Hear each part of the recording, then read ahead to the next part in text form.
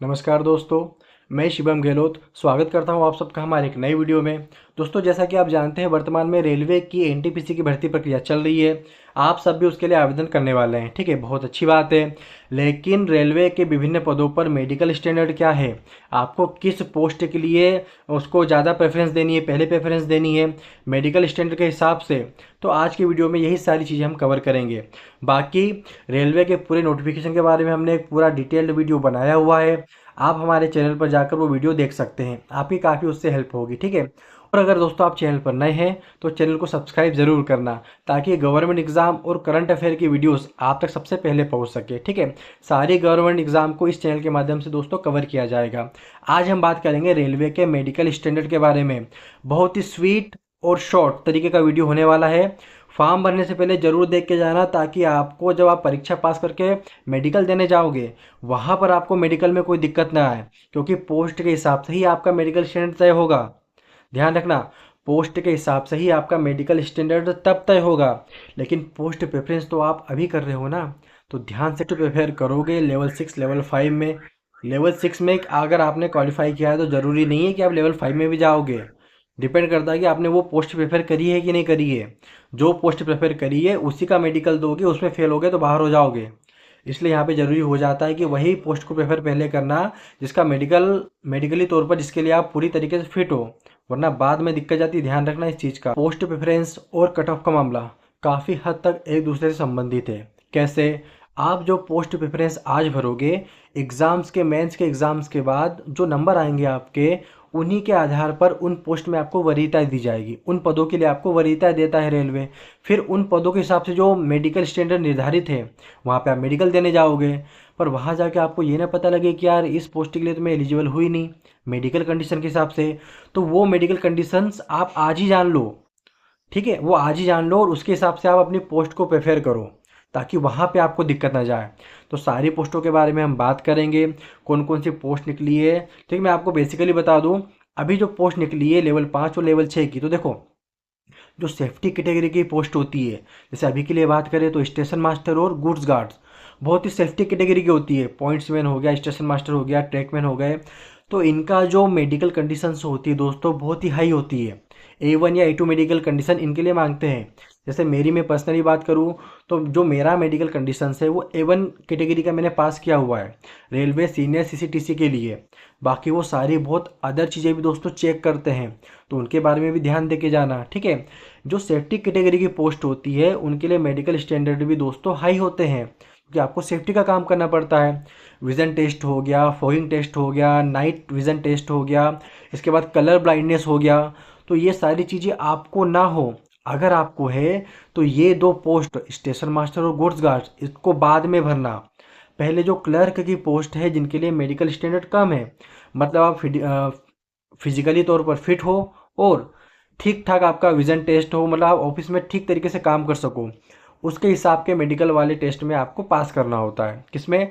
Clerk वाली post में। वो सेफ्टी कैटेगरी में नहीं आती, ठीक है, वह कमर्शियल कैटेगरी में आती है, तो उसके मेडिकल स्टैंडर्ड थोड़ा लो है। हम इस भर्ती परीक्षा की बात करें तो यहाँ पे 2 लेवल की पोस्ट निकली हुई है, लेवल 6 लेवल 5 की, जिसमें से 2 पोस्टों के बारे में विशेष तौर पे ध्यान रखना।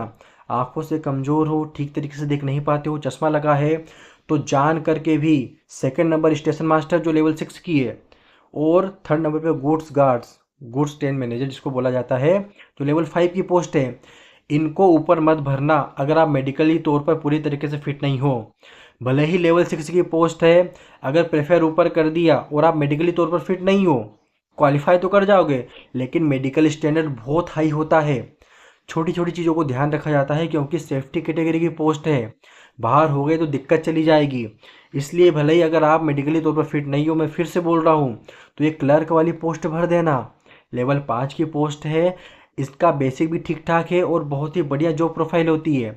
ऑफिस से घर, घर से ऑफिस, फील्ड वाला काम इसमें नहीं होता, तो इसके लिए मेडिकल स्टैंडर्ड भी कम है। ये मेरी बात समझ गए? 2 पोस्टों को विशेष तौर पर ध्यान दे के जाना। पहला हो गया स्टेशन मास्टर, दूसरा हो गया goods guard. Medical standard in दोनों के लिए A2 मेडिकल स्टैंडर्ड है, जो काफ़ी हाई है। अब इन मेडिकल स्टैंडर्ड को भी जान लेते हैं कि ये A2 B2 और C2 मेडिकल स्टैंडर्ड आखिर है क्या, जो इन पोस्टों के लिए मांग। A2 को जान लेते हैं, जो कि स्टेशन मास्टर और गुड्स गार्ड्स के लिए इंपॉर्टेंट है। देखो, जनरल फिटनेस तो आपकी सबके लिए समान है, मतलब मेडिकली तौर पर आप जनरल तौर पर फिट हो, चलने फिरने में, उठने बैठने में कोई आपको गंभीर बीमारी ना हो। लेकिन जब बात आती है सेफ्टी कैटेगरी की, स्टेशन मास्टर और गुड्स गार्ड्स की, तो आपको आंखों के बारे में विशेष ध्यान देना है, क्योंकि नाइट ड्यूटी होती है, डे ड्यूटी होती है, बारिश में, फॉग में, कुहारे में, मतलब फॉग में भी आपकी ड्यूटी होती है, कई तरीके की मौसमिक जो घटनाएं होती है उनमें भी आपको यहाँ पे ड्यूटी करना पड़ेगा, फील्ड की जॉब है। तो आपको आंखों के बारे में बिल्कुल सचेत होकर जाना है। कैसा, जैसे मान लो A2 मेडिकल कंडीशन की बात करें तो आपका डिस्टेंस विजन 6/9 होना चाहिए, आंखों की आपको सही तरीके से देखते हुए होना चाहिए। मेरे मेडिकल की बात करूं तो मेरा मेडिकल स्टैंडर्ड 6/6 है, जो मैंने सीनियर CCTC के लिए दिया था भुसावल डिवीज़न में, मुंबई जोन में मेरा सिलेक्शन हुआ था। तो मैं तो पूरा मेडिकल तरीके से फिट था, लेकिन फिर भी उन्होंने कई सारी जानकारी अदर भी मेरी चेक करी है। ये समझ लो पूरे शरीर के कलपुर्जे खोल के रख दिए, फुट प्लेट भी चेक कर लिया, CT स्कैन भी करवा लिया, आंखों की चेक कर ली, और दिमाग का क्या क्या न जाने चेक कर लिया, आंखों हाथों की उंगलियां टेढ़े मेढ़े तो नहीं है, क्योंकि वो बिल्कुल भी मतलब असावधानी नहीं बरतते हैं रेलवे के मेडिकल के बारे में। तो बात कर लो स्टेशन मास्टर और गुड्स गार्ड्स के बारे में, तो 6/9 विथआउट ग्लास आपका होना चाहिए, नाइट विजन भी आपका ठीक होना चाहिए, कलर ब्लाइंडनेस नहीं होनी चाहिए। ध्यान रखना, कलर ब्लाइंडनेस बिल्कुल भी अलाउ नहीं करते हैं। ठीक है, ये तो अपन ने बात कर ली स्टेशन मास्टर और गुड्स गार्ड्स के बारे में। तो अगर आप ये मेडिकल स्टैंडर्ड तौर पर फिट हो तो ही इन पोस्ट को पहले प्रेफर करना। और बाकी अपन बात करें क्लर्क की पोस्ट के बारे में, junior clerk, senior clerk, commercial clerk कम टाइपिस्ट के बारे में, जिसको इस बार सुपरवाइज़र बोल दिया गया है, तो नॉर्मली विज़न है 6/9 चलेगा। ये B2 मेडिकल में आपको 6/12 भी आपको चलेगा, विथआउट ग्लास चलेगा। नियर विज़न आपका ठीक ठाक होना चाहिए, ठीक है, और आप प्रॉपर एक ऑफिस में वर्क करने के लिए एलिजिबल होने चाहिए। नॉर्मल पास का, दूर का आप ठीक तरीके से देख सके, और फिजिकली तौर पर आप फिट होने चाहिए। तो वीडियो के माध्यम से ये जानकारी आपने ज़रूर सीखी है कि अगर मेडिकली तौर पर आप थोड़े से भी फिट नहीं हो आँखों के मामले में, तो स्टेशन मास्टर और गुड्स गार्ड्स को बाद में भरना, क्लर्क वाली पोस्ट आपको पहले भरना है, अगर आपको आँखों का चश्मा लगा है या और भी कोई दिक्कत है तो। ठीक है, बाकी कलर ब्लाइंडनेस का है, इसको भी थोड़ा देख के जाना। और अगर आपको ये वीडियो अच्छा लगा हो तो लाइक करना, चैनल पर नए हो तो सब्सक्राइब जरूर करना। आगे आने वाली गवर्नमेंट एग्ज़ाम और ये जो रेलवे की NTPC भर्ती परीक्षा चल रही है, इसका सारा हर एक चीज़ हम आपसे के साथ कवर करेंगे। ठीक है, तो मिलते हैं अगले वीडियो में, तब तक के लिए जय हिंद, वंदे मातरम।